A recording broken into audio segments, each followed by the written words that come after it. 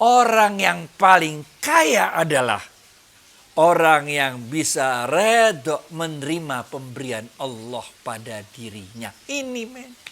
Apa juga yang Allah berikan, redho. Apa juga yang Allah berikan, redho. Apa juga ya, redho. Ini.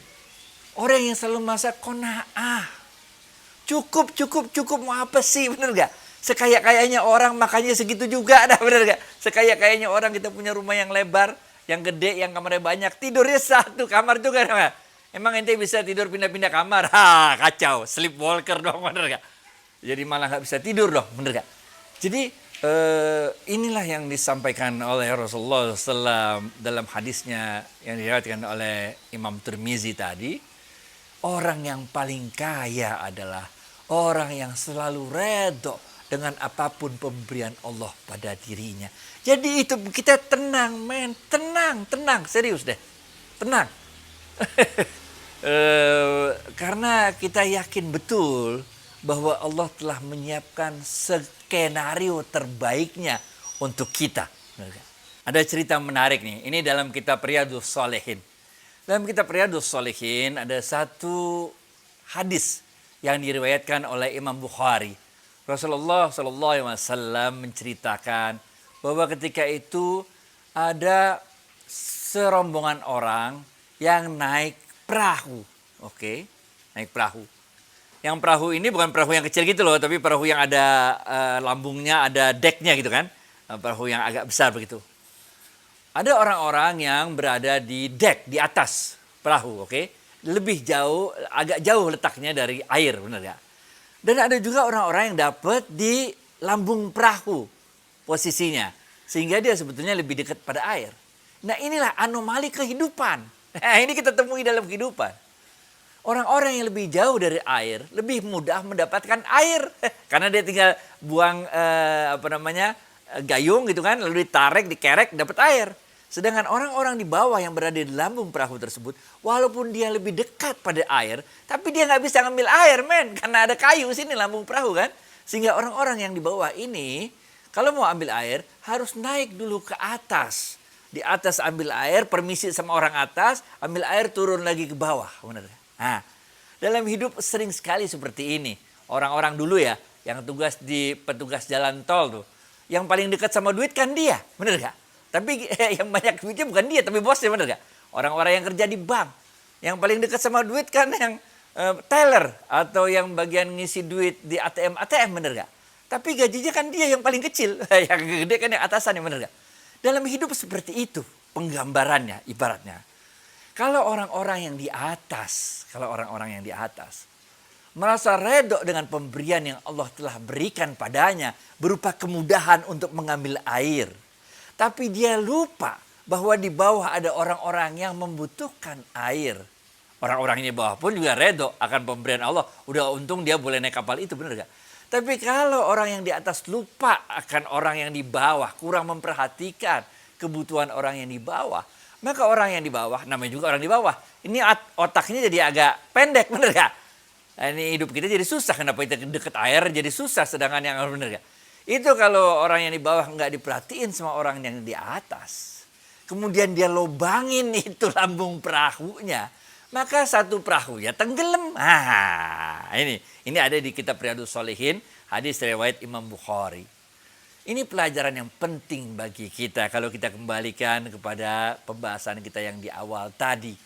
Memang betul orang yang paling kaya adalah orang yang redho akan segala pemberian dari Allah, tapi nggak cukup di level itu kan. Ingat kan, tasawuf ada level-level tingkatannya kan. Nggak cukup kita cuman redho doang, merasa kaya, merasa paling kaya doang. Tapi kita sebagai orang yang diberikan kekayaan, perasaan paling kaya itu harus memperhatikan orang-orang di sekitar kita. Hal jazaul ihsan illal ihsan. Benar ya? Waktu saya kuliah di IPB, cerita dikit kuliah IPB ya. Waktu itu ada pelajaran ilmu tanah. Oke. Ada satu pelajaran di kelas itu yang sampai sekarang saya masih ingat karena begitu menyentuh pada saya. Padahal itu pelajaran ilmu tanah, benar ya. Apa kata dosennya waktu itu? Dosennya mengatakan bahwa kekuatan itu terletak pada titik terlemahnya. Nah, kekuatan struktur tanah itu terletak pada struktur tanah di bagian terlemahnya. Apabila bagian terlemah ini ambrol, ya ambrol semuanya, benar gak? Kayak bendungan tuh. Bendungan kita buat pakai beton hebat-hebat, benar gak? Tapi ada satu titik terlemah dari bendungan itu, maka jebollah airnya semua. Karena gitu. Dalam ilmu fisika, malah masih di IPB nih, IPB emang gelo, benar gak? Masih di IPB nih, pelajaran ilmu fisika. Itu waktu itu diajarkan satu teori bahwa kekuatan rantai itu terletak pada anak rantai yang paling lemahnya. Kalau anak rantai paling lemahnya putus, maka nggak ada artinya lagi kekuatan rantai lainnya. Dalam ilmu sosiologi, biar komplit dah. Dalam ilmu sosiologi, pelajaran IPB lagi nih. Dalam ilmu sosiologi disebutkan ada satu tulisan di jurnal yang sampai sekarang masih terus dibuat penelitian. Yang judulnya adalah The Strength of the Weakest Ties. The Strength of the Weak Ties. Kekuatan dari ikatan yang paling lemah. Oke. Dalam ilmu sosiologi itu diceritakan bahwa ternyata kita mendapatkan pekerjaan baru, informasinya bukan berasal dari teman-teman dekat kita. Benar gak? Karena kalau teman dekat kita, informasinya sama kurang lebih sama-sama kita. Dia juga, karena teman mainnya itu doang. Benar gak? Tapi orang-orang yang ketemunya mungkin sebulan sekali, seminggu sekali, bukan teman dekat kita, dia kan bergaulnya dengan komunitas yang lain-lain. Sehingga kita bisa dapat informasi dari berbagai pihak yang tidak bisa kita dapatkan dari informasi teman-teman dekat kita doang.